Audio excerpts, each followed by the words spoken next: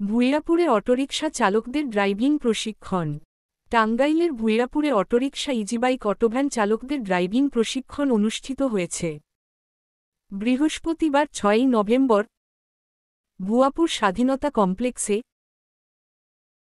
ভুয়াপুর পৌর প্রশাসনের আয়োজনে পৌর এলাকায় চলাচলরত অটোরিকশা ইজিবাইক চালকদের দিনব্যাপী ড্রাইভিং প্রশিক্ষণ দেয়া হয়।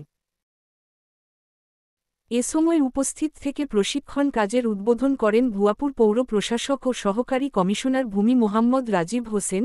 আরও উপস্থিত ছিলেন টাঙ্গাইল মোটরযান পরিদর্শক ইনামুল হক ইমন, ভুয়াপুর থানার অফিসার ইনচার্জ মোহাম্মদ রফিকুল ইসলাম, ভুয়াপুর সরকারি পাইলট উচ্চ বিদ্যালয়ের প্রধান শিক্ষক মোহাম্মদ মহিউদ্দিন, সাংবাদিক আসাদুল ইসলাম বাবুল, মোহাম্মদ মিজানুর রহমান, শ্রমিক নেতা মফিজুর রহমান খান, খন্দকার জাহাঙ্গীর হোসেনসহ ২ শতাধিক ড্রাইভিং প্রশিক্ষণার্থী প্রশিক্ষণে অংশ নেয়।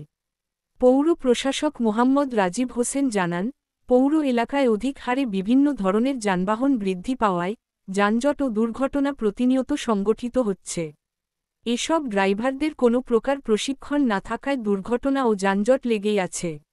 এ থেকে পরিত্রাণের উপায় হচ্ছে সঠিক প্রশিক্ষণ। আমরা তাই করছি। তাদের প্রশিক্ষণ দিয়ে দক্ষ ড্রাইভারের একটি পরিচিতি কার্ড দেব। প্রশিক্ষণ শেষে পরীক্ষায় উত্তীর্ণদের মাঝে সনদপত্র ও ড্রাইভিং কার্ড বিতরণ করা হয়।